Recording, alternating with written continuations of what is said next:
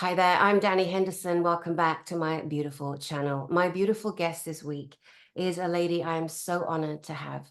I give you the most graphic warning. Do not have children around that can hear this conversation. I suggest you put your headphones in and listen quietly. The story that you're about to hear is the true life experience of one little baby girl. And she's going to share with us what it is to live and survive the most horrendous happenings against the will of a child. Of course, because of the boob tube bullies and the policing of grown-up words, they algorize and to stop us from saying words that we would normally say as normal thinking human beings. So we'll say that this little girl had things done to her against her will as a little person. Her name is Rachel Vaughan, but her maiden name was McIntyre. And now I'm going to hand over to Rachel Vaughan. Hello, darling. How are you? Hello, Dani. Thank you so much for having me. And again, I really appreciate you sharing your impressive platform for these sorts of topics, because I know it's dangerous on many levels, particularly, for channels. But I again feel like your channel's being energetically protected. And I will do my level best to use the correct language or the best language in this forum. And I just want to give a precursor. My numerology is such that I don't have any numbers in my emotional line. So I will be presenting this information in a very concise, almost scientific way, because that's how I manage to cope. It doesn't mean that I don't feel it. So I just want to let people know. And I have this uncanny habit of having a wry smile as I talk about some of the things that, the authorities that have not acted. That is my frustration. If you don't laugh, you cry. So if it does seem odd, that's just my way of coping. Just to give you a bit of an idea of what I have been through, I was brought up. I have one of the 13. My family line is from one of the 13 Illuminati bloodlines, and there's much conjecture over which names are actually part of family lines are actually part of that particular group. Some people say that the one name that I'm describing here, which is the Kennedy line, is part of a distraction from the real names. It doesn't really matter if there's 13 names, 26 names, there's family lines that have these horrific things happen within them.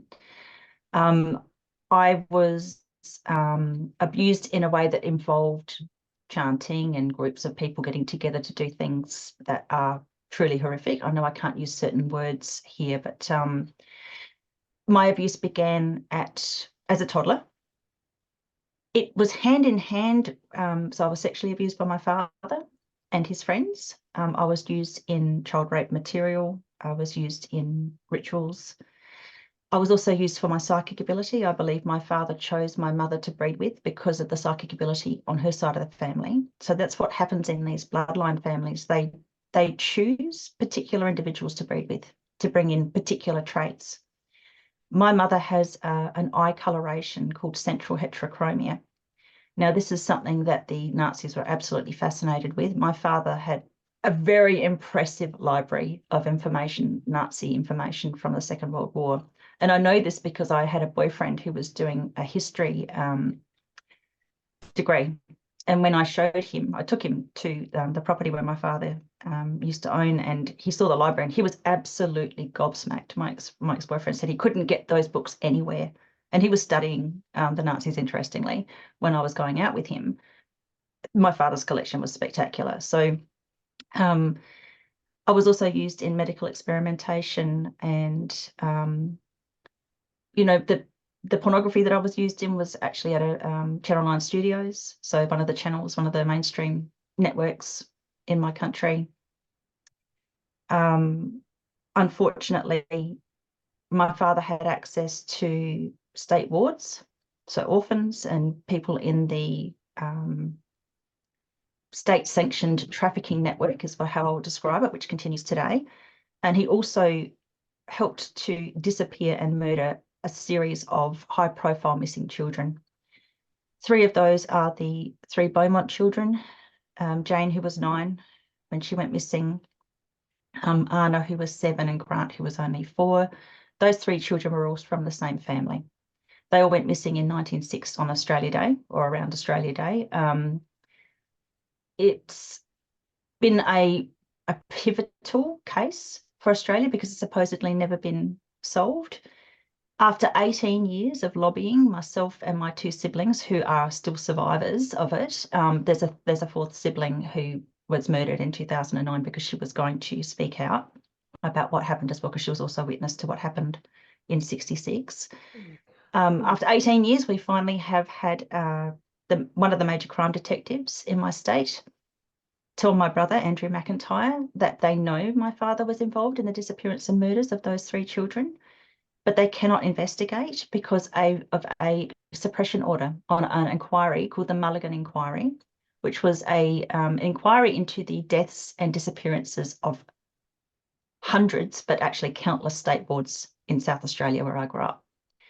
That suppression order, the terms of references don't cover the 3 Beaumont children or the other children that I saw abused and murdered. Those were outside of the terms of reference. So what that means is they cannot investigate my father. They can't investigate the properties. We know where the 3 Beaumont children are buried. They're buried at the Stansbury property that my father used to own in a sinkhole. They can't investigate, according to this major crime detective, because of the suppression order. And that is because my father was involved in the disappearance and murders of countless state wards. He was a Secret Services operative.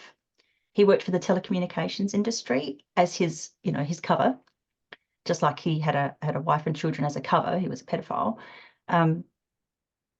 He openly said he was a line tapper. Line tappers are wiretappers. That's what Secret Service people do. But he also had impunity from prosecution. He could do whatever he liked. So it's 18 years of lobbying to finally have this particular major crime detective say, we know, but we can't do anything about it. So that even their hands are tied. And that particular detective was instrumental in a ridiculous $250,000 dig at a factory where they were trying to blame this all on a patsy for the Beaumont children disappearance. They found nothing. It cost 250 grand, supposedly a forensic dig. Nobody was wearing forensic uniforms. They didn't have on the proper uniforms that you would wear, the protective clothing. They didn't have gloves on when they were doing the dig, and they only found animal bones because they knew they weren't going to find anything. Yeah. That's just Oh a my gosh. bit of a cover of what's gone on. I've witnessed multiple murders, and one in particular I had specific information, too much to go into now, but specific information that only somebody who knew the child involved would know, because they didn't even release the right photographs of her when she went missing. They released photos of her that were at least 3 or 4 years old when she went missing, different hairstyle, everything. But these particular major crime detectives did everything in their power to distract, to lie to me, to try and convince me that I didn't know what I was talking about, so that they could go after a patsy. And again, this is because of the suppression order. Right. Let's go back a little bit here. And first of all, thank you. I didn't want to interrupt you at all. I know that you've, been sharing these experiences, and I know that despite your own horrific, torturous, pedophilic existence with your siblings, your heart is so big, and part of you is screaming out for people to look into the murders of these children and to help other children. And I just thank you for that. Thank you for being you. It's just unbelievable. To go back to the sick demon who called himself your father, Robert McIntyre, who is dead at this stage, got away with, not being hung, drawn, and quartered several million times live. You mentioned at the beginning of expression that some of the first memories you had of groups of people chanting, singing, ritualizing over you. Can you give us, please, the insight to that? How old were you? Who else was there? And what is the root of these chants? Okay, so just to clarify, his name was Alan Maxwell McIntyre. You will find all sorts of articles that misname him, which is interesting. So he went by the name of Max. So some of my first memories were, so the ones where I'm describing the rituals, there was one in particular where there was a great deal of chanting. I believe it was in the Belair National Park. Interestingly, I found photographs, actually took a photograph of a ley line in that area. So now I know why they did their particular thing in that particular spot. So I can see ley lines. In Australia. In Australia. Yeah, yeah. So I do wonder now if I was being used to locate the particular places for them to do these rituals, because they specifically do them in the crossing points of powerful ley lines, the portal points. On this particular occasion, there was a lot of dancing, there was a lot of chanting, and I describe this as the worst experience of my childhood because of the sounds. So this woman in a robe, a hooded robe, brought this boy baby, to a man who I have identified. And I'll just simply describe him as an ex-attorney general in Australia, in my state. So I can't name him, but I'm just going to put it out that way. I have mentioned this person before. She handed the baby to him. I reckon the baby would have been roughly about 10 months old, definitely a boy. Where I was seated, I couldn't see everything because I was slightly out of angle. So I don't know what this man did to this baby to start off with to make it scream as hard as it screamed. But there was a bonfire, and then he put the baby on the bonfire. And there's no description of the sound of something like that happening. And I think I was roughly 9 or 10 at that time. I'd seen horrific things before that. I'd seen other murders, but that's the worst one. So there were other children present. There was about 50 adults. The other children were sitting next to me in a row, and I couldn't see all of them either. I was tied to a chair. I believe they were all tied down too, because the one next to me that I could see was also tied down. Once the baby stopped screaming, everybody then partook of the child's meat. I was offered it and refused to take it. One child further down that I couldn't see was vomiting to the point where he was just retching after a while. All I could hear was him vomiting and then retching, because he wasn't able to keep it down or whatever. I've described this before to people in interviews, and there's been this, well, how would 50 adults be complicit in something like that? This is what they do. They do these things, these horrific things, so that they're all complicit. And then they all have this blackmail material on each other. It bonds them sickeningly somehow. You see this happening all over the world. I came out with this information in 2018. There has been an explosion of people talking about these sorts of rituals. You've got the 50 Voices of Ritual Abuse project. There's a lot of people talking about these things now. Cannibalism is a thing. People don't want to know about it. They don't want to hear about it. I was sharing about the cannibalism that I witnessed, and that it was, there was human meat available at a butcher local to where I grew up. My father told me about it. He pointed it out. I was there when there was dismemberments in the back room. So, people don't want to know about it, but it has to be told. It does have to be told. And thank you for telling that horrendous horror. It is beyond the scope of most people's imagination, because we just cannot fathom an evil such as that. But what people don't seem to realize, or maybe they're just learning now, is that most of the people that do this horrific murder and torture of children, they're in the highest levels of all the systems on our planet, highest levels of government, education, science, healthcare, the jurisdictional, legal environment. And they just can't believe that the people that they look up to, not all of them, of course, but there is a huge swathe across our planet, they're all in the same club. And the God they worship is Satan. They're like, no, I would know. No, they're in church on a Sunday pretending to be Christian. It is a double cover life. They get granted the highest wealth. Not that they can all spend it. That's coming out too now, That's coming out too with the hip hop collapse, the system collapsing in hip hop. And P. Diddy, he's going to take so many people down with him, obviously. So all the exposure's happening, and there are some people saying they've had all this money in their bank, the millions, they could never spend it. It wasn't theirs to spend. So now we're seeing again, money laundering. Let's not even get into it, because who cares about all of that when we're looking at trying to get people to understand this has happened. It is happening. And it will continue to happen if we don't talk about it. And you, Rachel Vaughan, coming forward like this, sharing this from your actual perspective is so needed. It's heartbreaking. I mean, who are we to say, I can't listen? Who the hell are we to say? You know what I did last week? I finally read Kathy O'Brien, my friend.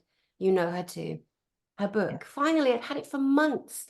I wrote to her, I emailed her, and I said, oh my God, Kathy, I finally read your book. I feel so ashamed. She said, Dani, she's so loving. She says, Dani, you know what? She said, I'm glad you didn't know me by the book.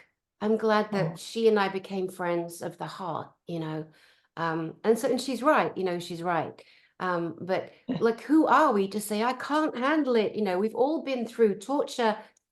Things have happened to everybody. There's nobody that hasn't been touched. But the level that you're coming from, this level, you also mentioned that you were in child porn films. So is Gloria Masters, I've had on my channel. So is Kathy O'Brien. These disgusting pigs. In Kathy O'Brien's book, she talks about some of the highest police inspectors were waiting for the next porno bit on her, right? As a child. And even as an adult, because she could do certain things. It is beyond. So my love, after this bonfire of this beautiful baby that then people had to partake in, again, part of the ritual, the cannibalism is real. What else can you share from that time? Those children strapped into chairs, did they brutalize any of those children that night too? My memory of the entire evening, I don't remember how I got there apart from being in, my father, when he would transport me around, would put me in the back of the car and I would have to sit in the footwell in the back seat with a blanket over me so that I couldn't see where I was going. And I'd have to try and piece together where I was going by the amount of time it took and some of the sounds that would be around. I got quite adept at it. I was a recorder under MK Ultra program. Annika Lucas described to me that what she recognized with me was that I was a recorder. I was to take everything in. So I did get a bit of an idea of the distance that it took me to get to that particular ritual. And it was roughly about 45 minutes. So that again would fit with from where I was coming from to where we went, would fit with Vaughan National Park. After everybody, like we said, me being offered some of the flesh and me refusing to have it, my memory is sketchy. I don't know what happened after that. I don't know if any of those other children survived it. I certainly did. I don't know why, except that I was being groomed for many things. Something that you said before, you know, makes sense because I was also abused by a chief inspector of police, a man called Graham Bennett Fraser. I've named him many, many times before. He's a convicted pedophile now. There are 3 of my father's very close friends who are convicted pedophiles. So that gives you a bit of an idea of, you know, obviously there's still some investigation going on, or these lower hanging fruit got taken out, but my father didn't. So this chief inspector of police, even though he's a convicted pedophile and was abusing children, one of them my age at the time that he was in child rape material with me, and missing children because he knew where they were, because he was the chief inspector at that time. He just got demoted in the 80s when he got found out, and then he didn't actually go and see any jail time until 2009. And even though I've made those allegations against him, they won't look into my allegations against him because it involves these missing children. And one of them, there's a Patsy in jail for her murder. That girl's name is in parentheses Tracy Louise Bell, because they never put out publicly that her first name was Tracy. But I know her first name was Tracy because my father told me, and one of her closest friends has told me that her first name was Tracy. When I said this to a major crime detective in 2012, he nearly fell off his chair, but he still went after the Patsy. So, you know, these people are so corrupt and so complicit, and they're puppets. They'll just do what they're told. That particular one, I feel, was maliciously doing it. He was abusive towards me. Do you think that you survived because you were being, you know, scheduled for, you know, filming for child porn and all those awful atrocities, and as you said, you were being groomed, and your dad was, you know, a top pig in the demonic sanctions, and was given money and was recruiting and kidnapping children, and the thought that parents were desperately looking for their kids, and yet the police inspector you mentioned and others knew exactly where the children were, you know. And Exactly. again, to the audience, you know, this is a really difficult broadcast on every level. I'm so grateful to Rachel being so brave. And these are things that we never, ever want to think about or hear about, ever. You mentioned that Princess Diana, sorry, you didn't mention Princess Diana. I wrote that down when you said how the recruitment of bloodlines for these children coming in that are purposefully bred for certain things. Yeah. And again, people couldn't even imagine. Of course you couldn't. You'd never do that yourselves, but these Yeah. pigs do. And I remember when Princess Diana was brought into the royal fold, you know, I believe her to be of the utmost expression of love. You know, everyone's got their human silliness. Of course we do, you know, drama, and, you know, she's allowed that. She's human too. But I believe that they wanted to bring in a specific bloodline, using her to the purity for, you know, who William, for example, might be. Not saying, I'm just giving an example of when you said that. I'm like, yeah, because I thought that at the time they'd recruited Diana, who did love Charles. She did love Charles. Anyway, moving along, chosen individuals for putting blood groups together for psychic abilities and awareness that is often found moreover in the feminine, in the mother, not every single time, but you would know that. And I Yes. love that you kind of laid that out, because that's your experience. And then when we look at, you know, Kathy O'Brien and read her book, and listen to Gloria Masters, another great friend in New Zealand who sadly suffered what you did, we see that, and you guys are a couple of generations apart in age, but in different countries, Australia, America, New Zealand, the Triangle, but you all speak of very similar, same horrors, you know, in such detail. You mentioned the link with your dead dad and his obsession with Nazi literature, and that he had Yes. books that are out of print, that first editions of this and that.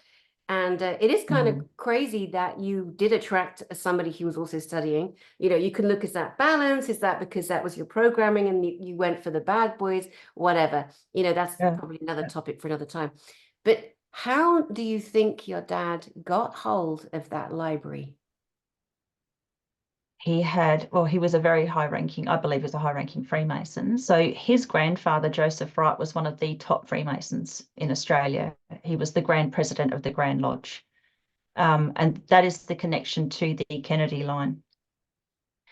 So he would have had friends. And so also my father, with the medical experimentation that we were used in, they were very, very high up doctors. So my brother remembers my father getting an award from a hospital for his work with the hospital. Now, on paper, my father had no connection to this particular hospital. He was given an award. Now, my sister remembers him taking a cadaver, the bones, he had all the bones, and he was putting it all together to make a skeleton because he was selling them to the hospital. Now, for people who find that difficult to believe, they just need to go to an article by the Guardian newspaper called The Room of the Dead, which describes how many, many of our Indigenous and people who were in mental institutions or didn't have family to come to claim them were created or turned into objects and sold. Their skeletal remains sold across the world.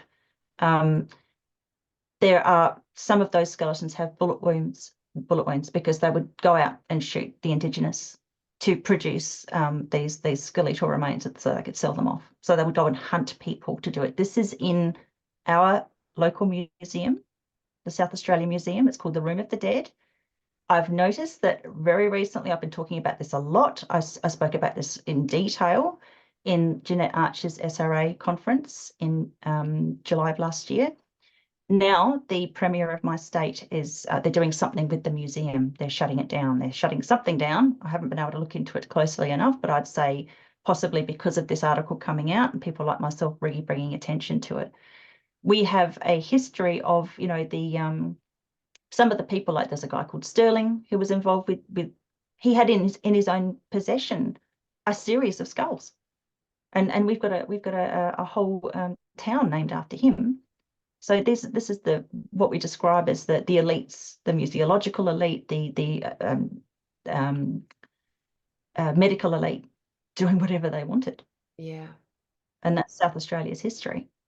You know, you mentioned the name Jeanette Archer. Now, this is the lady in England that stood, I believe, outside Windsor Castle, screaming over the walls when the Queen was alive, and saying, um, that as a little girl, she was from a bloodline family, so satanically, ritually, harmed. And the police would pick her up and take her to the castle, and then they would release her and other children into the massive acreage, and they would have hunting parties. Now, British people were very conditioned and we're very programmed and we're very groomed in accepting the royal family. We're very groomed in behaving and doing the right thing. And, if one arm gets chopped off, we're like, oh, I've got another one, it's really quite sad. But it is there to be observed if people could just open their minds and not be offended with the offending program that's inserted in their brain from birth. Because we grow up with this family in our face in England. You do in Australia, they do in Canada too. The Americans tend to be obsessed because it's kind of a cool, but again, I'm going to be careful here. This young little girl, Jeanette Archer, who you mentioned, stood and yelled and called out the hunting parties. You yourself mentioned the hunt, the children, hunting the children. It is a thing. It has happened. And again, grown men, people, again, it's so difficult. When you have so much money and access to drugs and sex, and you get to a point, some of these sickos, where they've got to keep getting a higher high. It's not quite doing it for them. It's kind of boring. So they're going to, and the adrenal high and the physical high they need, they're getting from the most devoid of life areas, things that we can't think of, but things that sadly involve newborns, unborns. I mean, it is beyond. It is the more you go as a person into this, and when we listen to people like you, Rachel, and Kathy O'Brien, and Jeanette Archer, and Gloria Masters, and Fiona Burnett. Now that's another lady, right? Have you met Fiona Burnett? I've not met her, but I know of her story. Okay, I've just seen a couple of her horrendous interviews where she's coming forward and talking about, again, the things that you are sharing here. Again, I'm really trying to give as much information in the short time that we have, with enough names for people watching who are probably just completely frozen with the unthinkable things that you're sharing, but may they go and do some reading, some research, some thinking, and some accepting that there are many people capable of the atrocities beyond our imagination that exist in the highest roles on our planet. And that is a fact. Oh God, here's another one.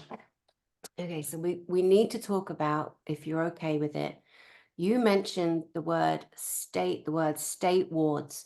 Now in Britain, in my country, I understand that to be children in children's homes, foster care, the trafficking that happens across from churches, from hospitals and children's homes. You have witnessed, your dad was part of this. Could you lay out what this whole operation is, please? Is it to the best of your ability? And thank you, Rachel. So the Mulligan inquiry that I mentioned before, the suppression order on which is preventing my father's former properties, there are actually two where there's human remains that need to be exhumed. That involved the state wards that went missing. So the numbers on the state wards that actually went missing in South Australia between the 1940s and the 1960s, I believe, was the time frame. Actually, no, it went up into the 70s as well. There's conjecture over how many. I've heard the number 600. I've heard the numbers 900. I would say it's actually countless. So where I grew up in Adelaide, in Edwardstown in Adelaide, in South Australia, there was a butcher, bakery, and a medical facility within a couple of streets. And then within a few hundred meters of that, there was the Glandore Boys Home.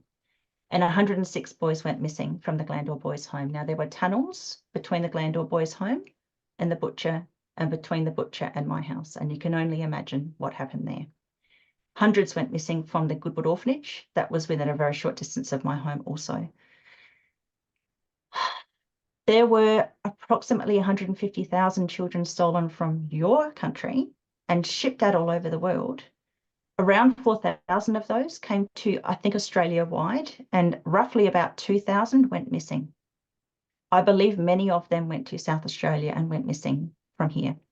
So you've got around about 3,000 there, just over a, 3 or 4 decades. And they're just the ones that I counted. They're not the ones that are being bred underground. I was abused underground. I was taken into underground facilities. I was part of the MK Ultra program. Part of the reason why I survived was a lot of money was spent to train me up psychically. And my psychic training started from when I was a toddler. There was even a ritualistic abuse that my father perpetrated upon me, which is very common in Adelaide, according to some researchers that I know, a dear woman called Dee McLaughlin, who's been exposing the child trafficking problem here. He used a knife, a curved blade knife in my rectum, and then raped me at the age of, I was about 2.5. Now, this is a commonality in Adelaide. When I went on record with that with Dee, who's a filmmaker, and she shared it in an article as well, multiple people contacted her to say that happened to me too, and they're all from Adelaide.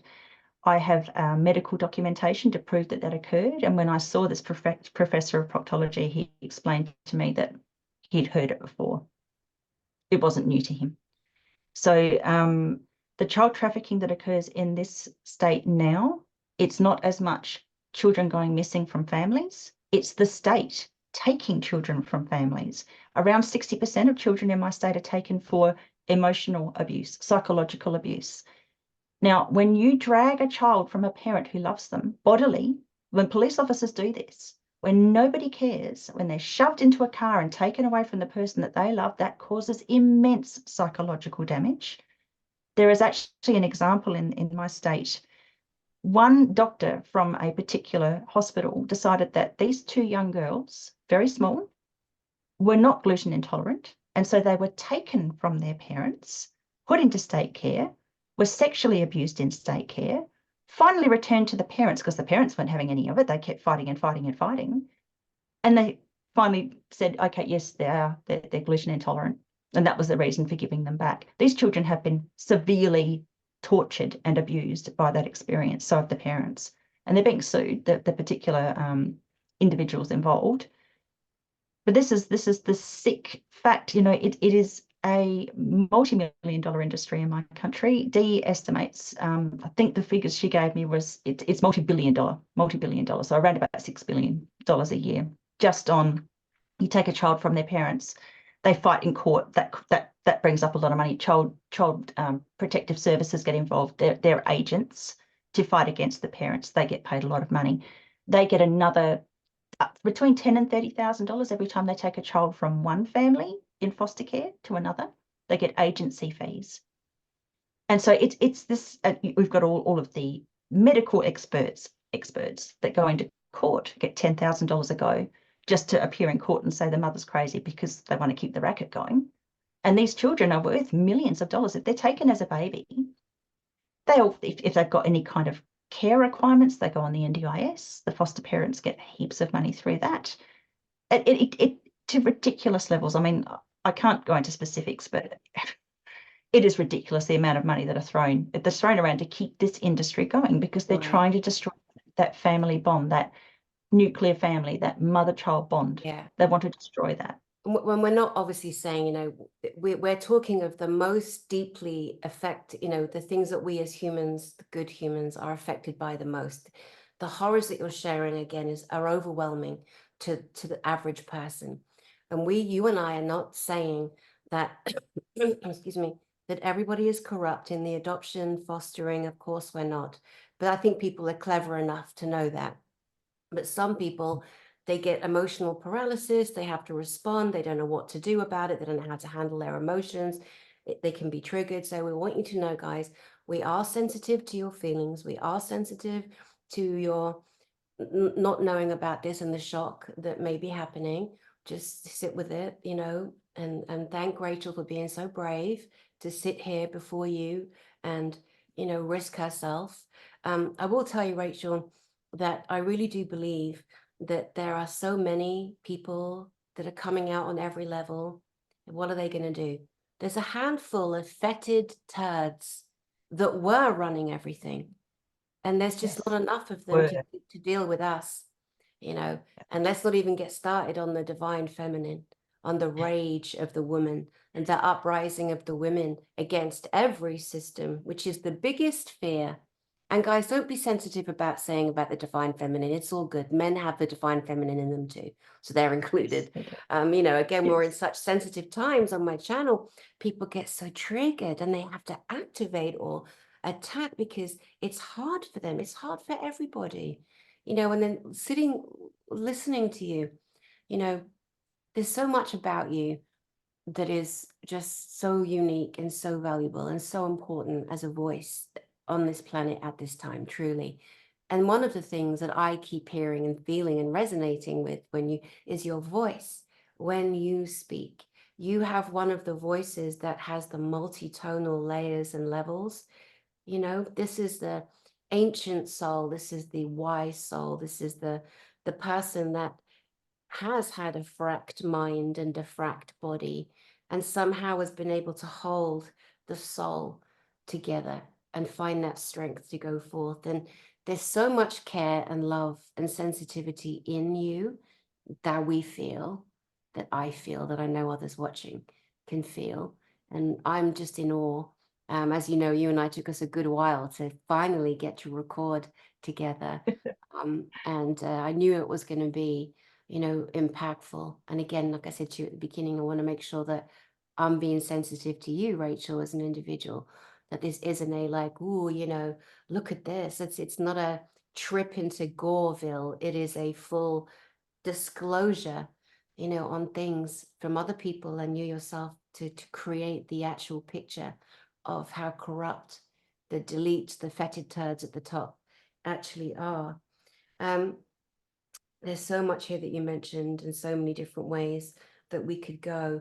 But the children that are taken from their families, they are targeted, and there are so many children. You know, the, I mean, mothers, just do whatever you can. I mean, what advice would you give to parents who've had their children taken from them that suspect that their children aren't being looked after properly? What advice would you have for them? All right. Well, the first thing I would say is the fact that people like myself, Jeanette Archer, Kathy O'Brien, Max Lowen, you know, Gloria Masters, you know, people of our ilk have survived what we went through means that your children can survive too. What the governments are actually doing, these deletes, as you've described them, is creating an army of people that, you know, some of the people that grow up out of that system, then they go on the attack, and they do it in a very clever way. They don't do the, you know, running around with a knife carrying on. They very cleverly then expose it, and that is going to come in. But on the bottom, all these people that are part of this system, the order followers, are not exempt, and they will be exposed. So try to remember that, because one of the worst things for these parents, because I'm in touch with quite a few of them, is that they feel so completely powerless. So I want them to remember that their child is a divine spark, and that it's very, very likely not only that they will survive, but that they will be strong individuals at the end of it, and they'll be able to make a difference. I personally believe I chose my parents. I came into this lifetime because of what I'm doing now. I certainly wouldn't have wanted to have been abused the way that I was, but I think I was well aware that it was not going to be easy. And I had multiple times near-death experiences where I was convinced to come back. I have a very, very strong connection with my spirit guides. And I came back because I knew I would be doing what I'm doing now. So the human spirit is unbreakable. And there's different degrees of that. There are definitely different degrees. And for those who are listening and have got this far into this interview, I really want to thank them for having the, you know, the fortitude to manage to stay this far. I actually believe that, like you said, the deletes have they've lost this war. They have absolutely overplayed their hand. They've made it absolute. They've asked it. They've totally asked it up. So we are actually coming into what I describe as the healing and educating part of the war. Part of what I am doing is trying to help people to recognize that because this is an energetic war, one thing that we can do is we can go out, we can find a ley line, an energetic line, or a crossing of ley lines, and we can sing into those ley lines with the intent of freedom for humanity. People feel so completely powerless. You cannot win against them through their system. You cannot win in a court. You cannot win going to the police. You cannot win going to the mainstream media. That will not work. People like yourself offering your platforms, that's how we win. Getting the information out there, going out on social media and sharing your story if you feel comfortable or safe doing that, even if you do it under a pseudonym, it's educating people. Finding your soul purpose, doing what you're meant to be doing here, that is how we win the war. But I do have this project that I feel so empowered now that I've actually started talking about the ley lines and how to find them and how to go into them and how to bring that frequency up. I really think we're right on the edge of this the whole New World Order rubbish collapsing. You might have to bleep that out, sorry. Balls to them all. How dare they try and implement a world order for us to follow? Who do they think they are? This bunch of complete twats, unbelievably ugly, because ugly shows its face. Yes, and I don't does. care if anyone's offended. The most hideous looking men, ugh, the bullfrogs, the hideousness, the insidious evil, it is on their faces. Clown Schwab, Bill Gates. Oh my God, there's so many of them. And no, not them. Yes, them. Yes, them. Yeah. And Yes. they try and keep themselves compartmentalized, doing different things. Then you look, Bill Gates has gone ahead, and amongst many heinous things that fool has done, that soulless, he bought up a ton of beer companies like Heineken. What do you think they're doing to the beer? What they're doing to the food supply, the water supply? Who is that bloke? I can't even, sometimes I can't even express myself. You know what I mean? I just, to buy up, along with the Chinese, millions of acres of land, just in America, for example. Why are they doing that? Why are they doing that? Like people, think, and we ask people, think. Every single person has a voice on this planet. Every single person's voice matters. And you talking about ley lines, the crossover points, the neural pathways of the brain of this planet that we live on. We look at Saxon churches and ancient churches. 99.9% of an ancient church is built on a ley line because the ancients knew, right? And then here we are, oh no, they're pagans and they're druids. Because of the socializing and the grooming and the schooling that happens en masse on our planet, people go, oh no, she said druid, she said pagan, that be bad, that be. Oh, run away, that be so bad, that be.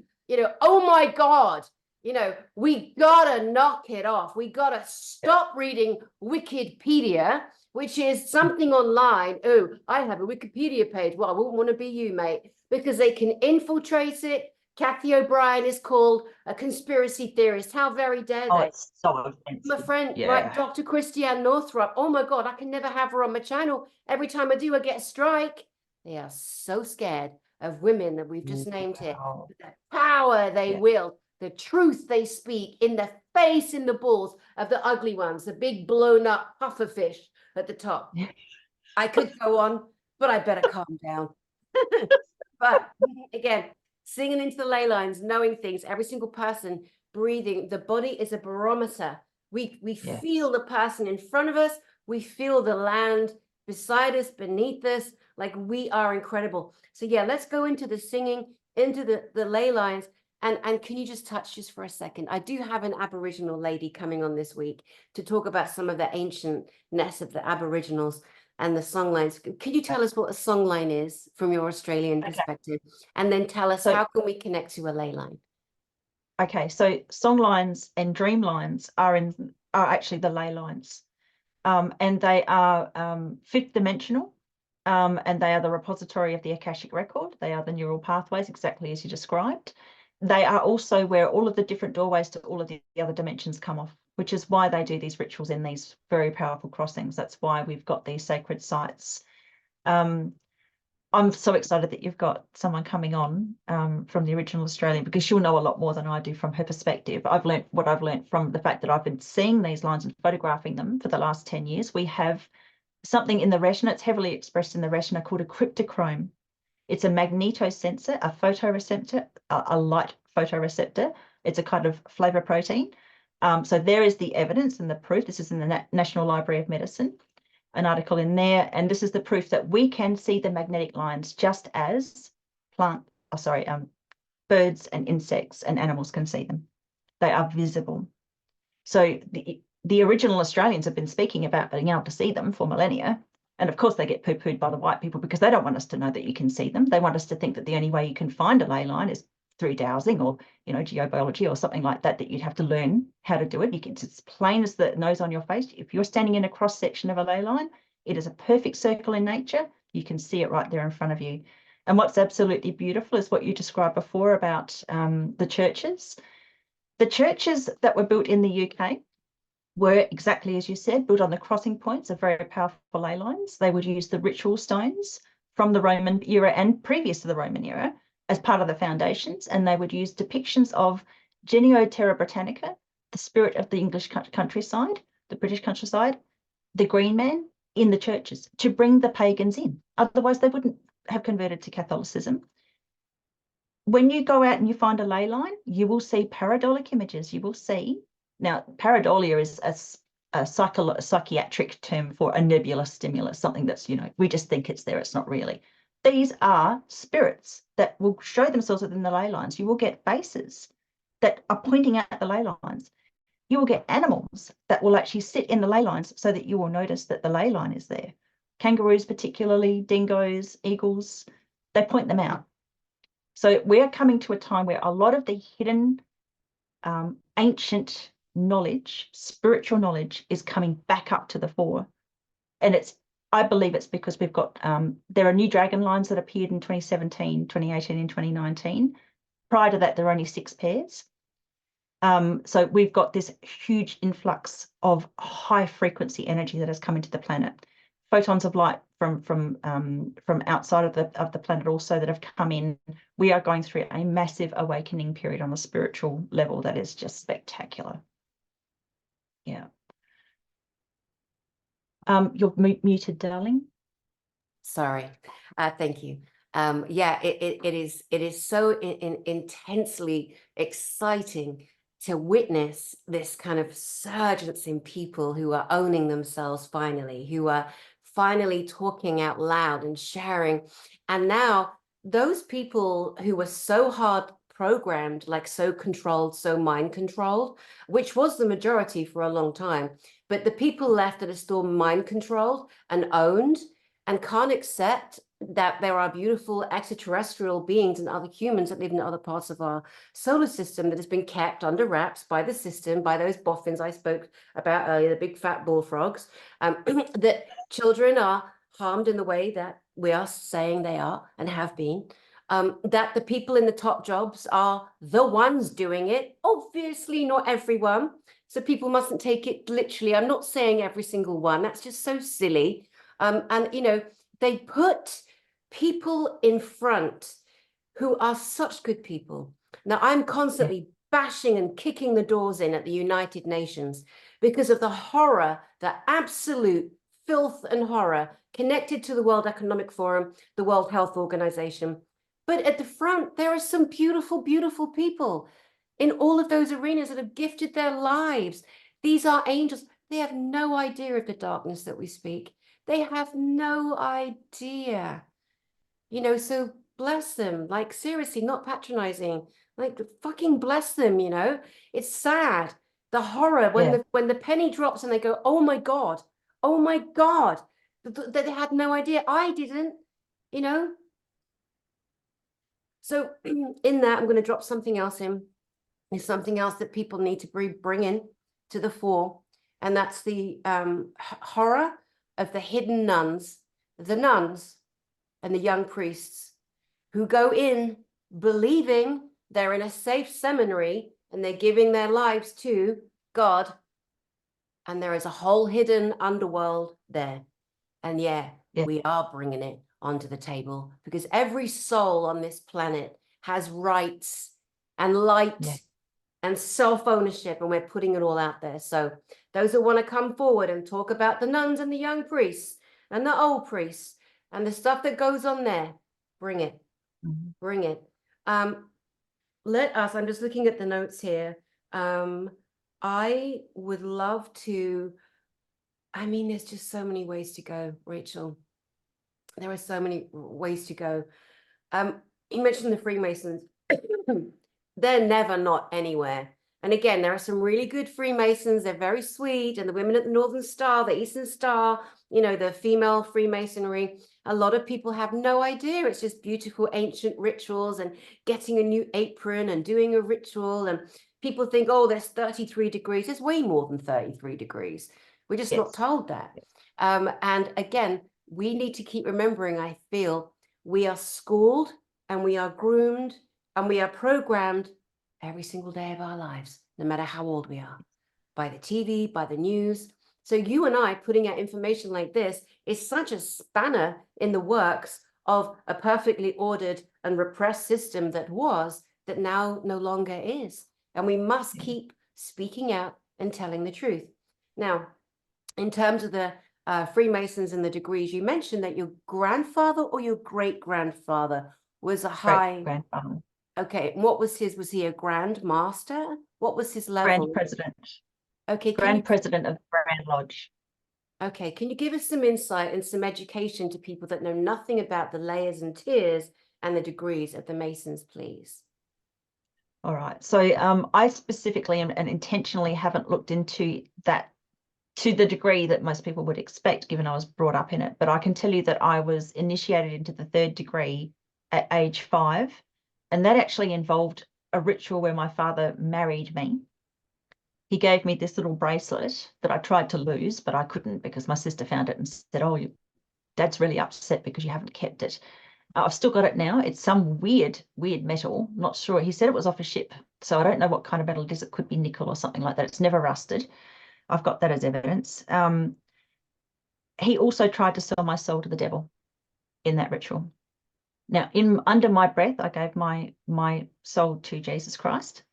I knew enough about religion, and I think just from watching movies, I don't know, I did have a profound experience in a tunnel where I used to be shoved into a tunnel for sensory deprivation, where a light came in, and people have said, you know, it could have been Jesus. It could have been any entity of light. It was an amazing experience.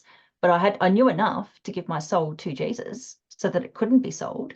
But this is one of the things they do. So they try and convince a child that they can sell that child's soul.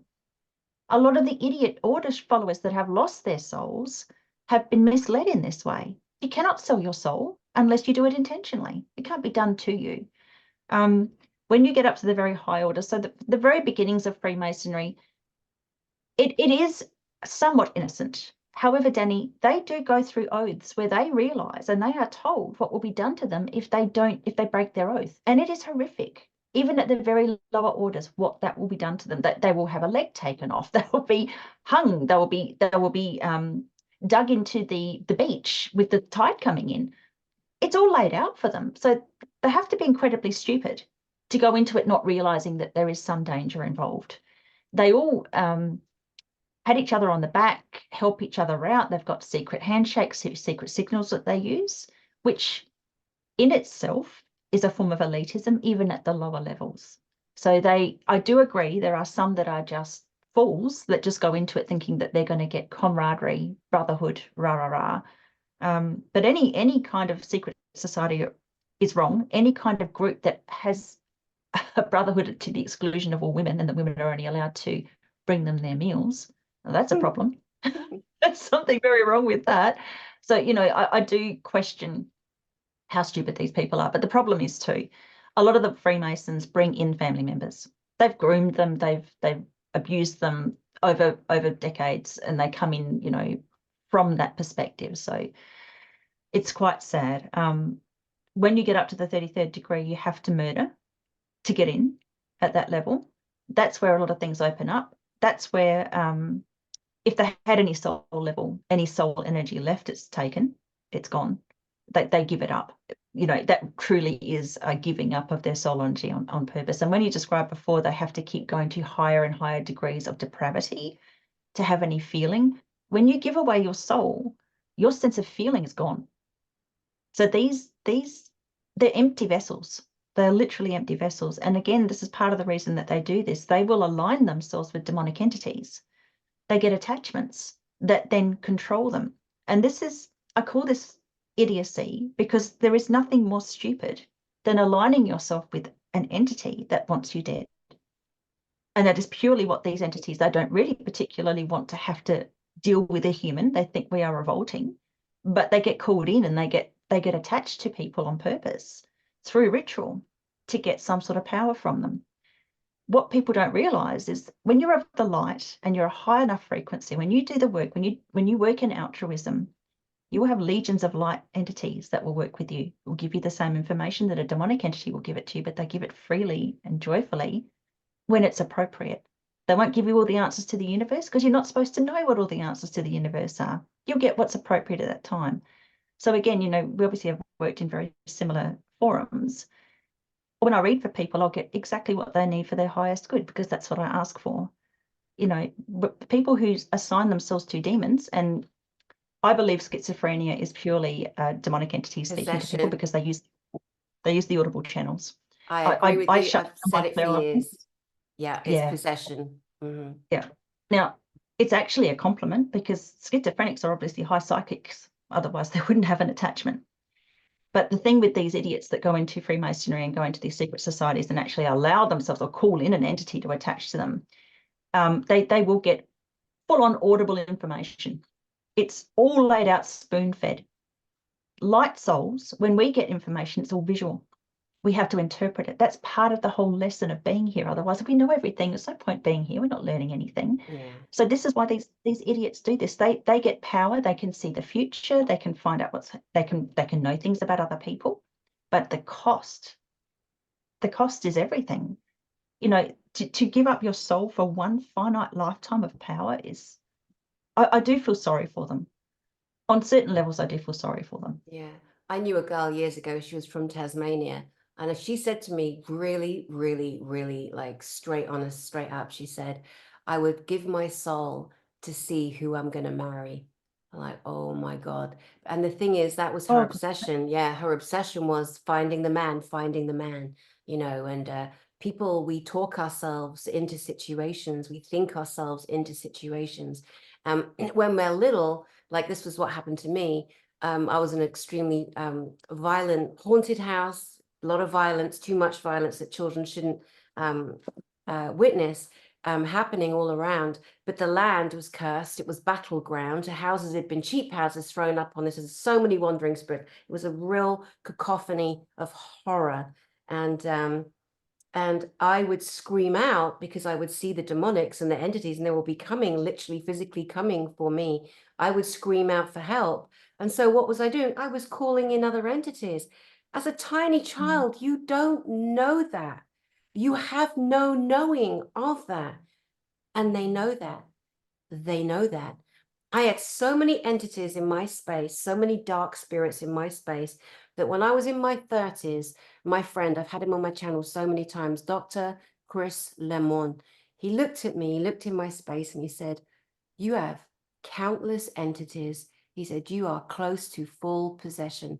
Now, if I can sit on my channel and I can park up my huge ego and I can tell people that, it almost happened to me. That's why I wrote, you know, Angels, Demons, and Aliens to help people. That's why we do what we do, to give the information. So we don't know what we're calling in. When we're wishing, we have to be careful. You know, as the old saying is, be careful what you wish for. But don't then go into fear. Then people go, oh my God, I can't believe I wish this, I wish that, I did a little Ouija board, I did this, I did that. Okay. Now don't go into drama and victimhood and oh my God, and martyrhood. We've got to leave that shit behind too and focus on the now. the now. And then, talking to someone like you with the advanced abilities that you clearly possess, that you've had, that have been, survived the test of time, people like you to sit with someone and share. This is what we do. This is how we get clear. This is how we bring the light we hold into the open without hiding it anymore, for example. What would you say to that? Oh, we need to teach children how to protect themselves from an early age. This should be part of the curriculum. In Eastern countries, they have amulets. They put eyeliner around the children. It's not the amulet, it's not the eyeliner, it's the intent of the parent putting the protection around the child. The child then feels, I am protected. Your intent to be protected is more powerful than anything in the world. It doesn't matter what amulets, what healer comes in. If your intent is, I will be protected, or I am, not will be, I am protected, you put a protection around your own aura that these entities cannot get through. If you're constantly in fear, that permeates the aura and allows fingers of energy to be taken out and entities to come in. That is not to put fear into people. It's just, we've got to learn, we've got to teach people how to protect their auric field.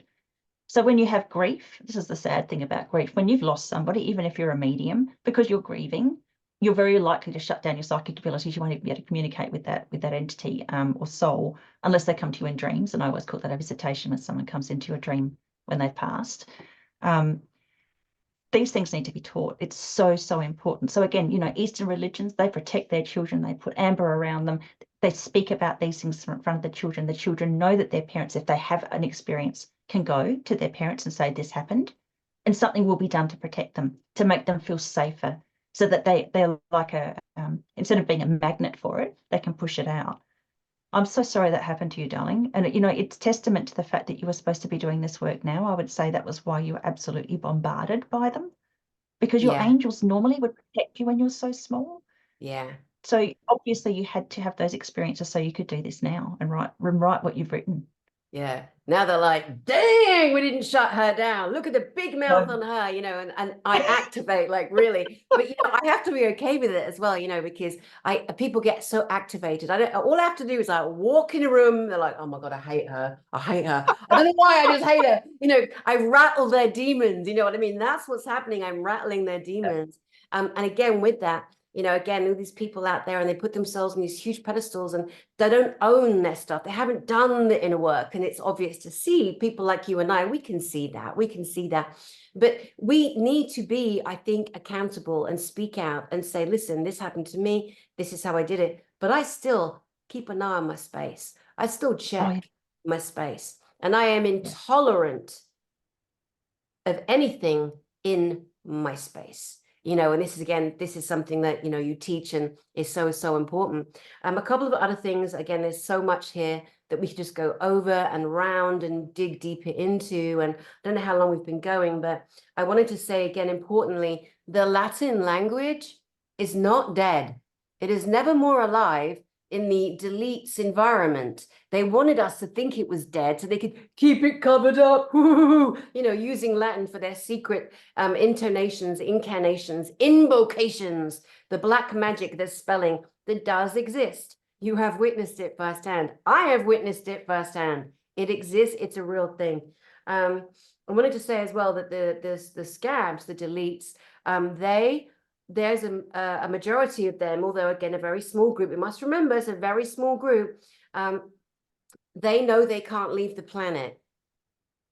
So they're building bunkers, and they're going to want and hope to wait out a certain time where we're not coming for them. And we've got to think is there's so many remote viewers in the world that they won't be able to find where they are. That's it. They can't shut that down. That is exactly it. And people like my beautiful friend, Tony Rodriguez, who was kidnapped, sold as a sex mule into a satanic family, watched the sacrifice of children, was in child torture programs with the military, American military, stationed at an airport called Inyokan Airport in California. So we got to bring the physical evidence. We got to name the names and bring the evidence. And this helps people to wake up too. But that man, again, was used for his spiritual, physical, psychic abilities. And he's at a stage now where he has advanced remote viewing on a level no one has ever witnessed. One quick thing on auric fields and yeah, auric fields that you mentioned. I also would love to for people to entertain the idea that they also have a past life auric field, and that it is possible to go down the timeline and take care of that part. Not to go too deep into it, because a whole other subject that I don't want to open up, but I think I would love to have you back if you could bear to come back on my channel again and I would love. share some of the healing techniques that you, and as an advanced, being of light, can bring. But I wanted people to think about, percolate. That's what I like to do on my channel. Drip, drip, drop, drop. But now it's like bang, bang, bang, because we ain't got no more time, right? We got to bring it now, like all of it, like blah, blah, blah, blah. Yeah, we got to bring it. We spent the last 2 or 3 years like drip, drip, drop, drop, little bit here, little bit there. And it's like, dude, you got to catch up. People have got to catch up. And I think that the people who are going to get the quickest like shift into awakening, they're robust enough to survive. They're Yes. robust enough to survive. Bunkers underground, Latin is not a dead language. Oh yeah, the devil cannot create. Yeah. It's the other thing. The devil is a mimic and wants to be the light, wants to be God. It's an insane jealousy, an insane game of dark and light. The devil has no ability to create one thing and can't keep a promise. So all these people that are like, I've done this, I'm this third degree or 100 degree in the masonry, I'm this, I'm that. Oh, it's like oh, there's 1,000 virgins for me in heaven. Like, dude, stop. Like, even right there with that ridiculousness. And then with this, that the devil has made promises. People have made promises. The Pope and the vicars and the shirt-lifting cardinals and the, and the baby skin shoes. Oh, yes. All of that. None of them are going to get what they think they're getting. Not one of them. Not one of them. This is why I feel sorry for them, because even though they're vile and they've done horrific things, the level of stupidity is childlike. But these are not new souls either. So when I pick up on people's auric frequencies, the darker souls are orange and red. The deeper they go on their negative level of selfishness, the lower the chakra that is represented in the auric frequency. And it's interesting.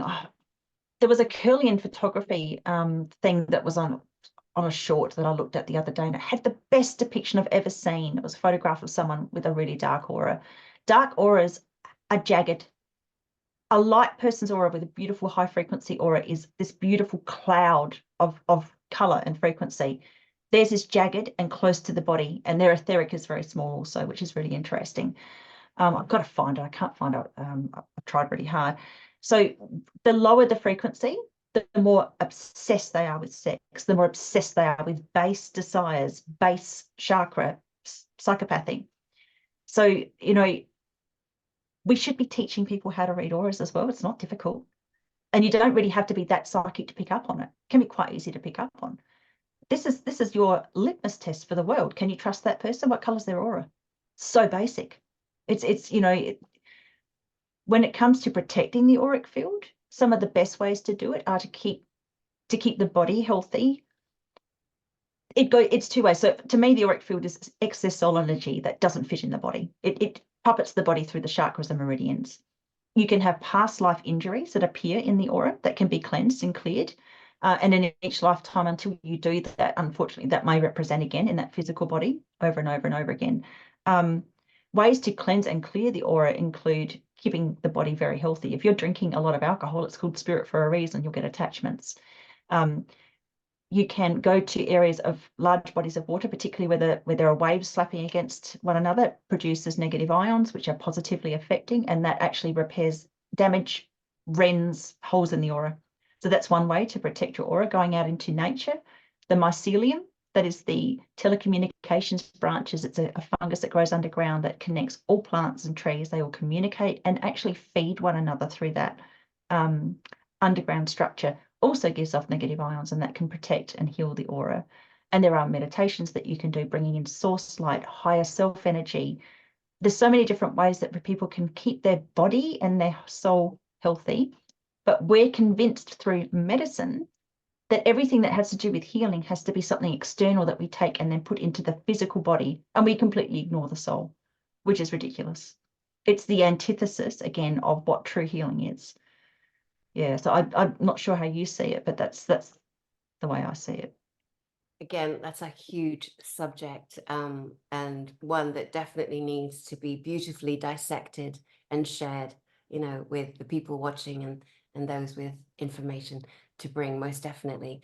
And yeah, again, when people that are plugged into a religious program watch something like this conversation that you and I are having today, they can go so far along in their program of compassion. The minute we mention past lives, auras, crystals, the program in them where they've been schooled and groomed, and I know it's irritating, but we got to keep saying it, clicks on, and they're like, oh no, they're of the devil. Dani just admitted she was almost at full possession. Yes, I did. And you might be too. How do you know? You're judging out there. People are judging all year, you know, sitting in church on a Sunday, getting right with God. Nonsense, absolute nonsense. We've all got to clean up. We've all got to come right with ourselves. We've all got to acknowledge. We've all done and said things we shouldn't have said and done. This is the time for at one meant. Now, that word at one meant, at one with self, at one mentally with self. The dark ones took that word and they made it atonement. They made it a punishing, they flipped it. And you got to watch out for those sneaky, dirty bastards who do that. They take a thing of beauty and they snarl it and they twist it and they ruin it. Or they tried, because as you rightly pointed out, they are so stupid. And the inability to feel love and care, they're so machine-like. This is what's worked forever. They underestimated one of the women of the world, Kathy O'Brien, that it affected my mind 20 odd years ago when I saw her documentary. And I can't believe we're friends today. What a gift. She affected my mind. She woke me up to something that she said that I never forgot. And it was this. When Kathy O'Brien was used as a baby, an infant, all the way through, used in the wrong ways as a newborn. You can't imagine, as a newborn all the way through. The CIA found the child porn her dad was making of her. And they said, listen, we're going to tell you how to Montauk her, program her higher and higher and higher. Kathy O'Brien ended up becoming what was called the presidential model. Now, someone else whose name we know that was apparently a presidential model was Marilyn Monroe. Yeah. Think about that, people. Anyway, back to Kathy. Despite, and these men in government that torture women, sex slaves, and children, they cattle prod them, they electrocute them, they jab them, they bind them with Alice in Wonderland. They put a word in to let them know for the next person they're passed along to in government at the highest levels, that that person might be, like, they might say something like, whip along on the yellow brick road. And then that puts in place that the next thing they're going to be whipped. And then there's going to be something else where they're passed to the next person. Again, guys, if you want the blueprint for this, it's The Transformation of America by Kathy O'Brien. It is all in her book. But what Kathy did after all that trauma and torture, physical, electrocutions, everything, she met the man who rescued her, Mark Phillips. And in his helping her escape out of that with her little girl, his help to deprogram, she started to fall in love. And the falling in love and the rising up and the being able to feel for the first time in her life, because she was a robotic slave, that is where the stupid ones failed. They never knew our ability to love. They have no way of knowing what that feels like. Where we laugh, they don't. Where we cry in sadness for a harmed child, they laugh. They are the complete opposite, as you know, of Yes. all people. And so that love in us is something that we need to cherish and be kinder to ourselves and raise up more in us. But Kathy O'Brien, the influence that woman had on me all those years ago to this day, that was it. That was an awakening in me that I thought, oh my God, you know. And then people quote the Bible. The only thing in the Bible for me is one sentence: God is love. That's it. I can take that. You know, don't give me some bloke on a cloud. Shut up, sit down, be quiet. That's all bollocks. But the love that we all came from, the original creation of love here, oh, for me, that's beautiful. Rachel, I could sit for hours and hours more with you, my love. I could. I would love you to gift to the audience your final thoughts, ways that they can reach you, and anything else that you'd like to say. All right, beautiful. Well, if they'd like to reach me, my website is www.6science, so 6thscience.com. I also have the Lay Love Down project, LEY, laylovedown.com. I'm on Rumble, BitChute, Telegram, Twitter, and YouTube, all just under my name, Rachel Vaughan. And my final parting words would be, do not lose hope, because I started seeing gold frequencies, Christ consciousness frequencies. I'm not religious. When I see a gold halo around somebody, a gold frequency, what I'm seeing is somebody at that level. And I started seeing children coming in en masse in 2015, because we're coming into a golden age. We are not going into the nasty transhumanist nightmare that people keep trying to fear porn us into. We are coming into something so beautiful. What we're seeing at the moment is the fall of Babylon. So talking about some religious concepts there. And I love Christians, but I hope that they can have an open enough heart, as they're supposed to recognize that there were many different ways of believing in God before Catholicism and Christianity turned it into something where you had to find your voice through somebody else. You don't need a priest. You can have your own communication with God. That is They're my so thoughts. beautiful. That's so lovely. And you know, you just raised something very interesting. You said in 2015, you started seeing the golden halos. You know what else happened in 2015? That is when the first laws were passed quietly in the transgender movement. The transgendering of our babies and our children and our teenagers. 2015 was when they started bringing in those laws. So that's fascinating that you didn't know that, but that's a stabilizing affirmation for 2015 for you. You know that the golden ones. I think we must have had a massive influx of gold souls around the time of Jesus Christ's birth, and that's why King Herod tried to kill all the baby boys. Women in that time didn't have much power. It's coming around again, and they can't kill them all. They might try. But there are levels above that also that people are reaching en masse at the moment. So we are getting to an incredibly high frequency here on Earth. We're getting to a point of consciousness that cannot be destroyed. It can't be taken backwards. It's not possible. They knew this was coming, and they've tried everything. They've thrown everything at it, and they've lost. Yeah. Failed. Okay. Failed. So many things, so many ways to go. But Rachel Vaughan, I just again want to thank you, honestly, darling, from my heart to yours. This was very deep, very emotional, very raw, very ragged, devastating to look at you. This is a beautiful woman with such a softness and a sensitivity that has survived. And there's many areas, many things we didn't talk about. We didn't talk about where the hell was your mum. We didn't talk about your other siblings. We didn't talk about your sister being murdered because she was about to come out in 2009. But what I would like to do with the beautiful audience, what about if we invite the audience, not in the live chat, guys, we're not looking at the live chat, in the comment section under this broadcast, if you would like to put your questions to Rachel, then the next time Rachel comes back on my channel, we can go through those questions and Rachel will have an opportunity to share more of her knowledge and her experiences and her wisdom. Would that be good, Rachel? That'd be wonderful. I'd really enjoy that. Okay. Thank you. Thank you. Thank you, Rachel Vaughan. Oh my gosh. And to you guys out there, I send you so much love from my heart to yours. Take care. It's a lot of information.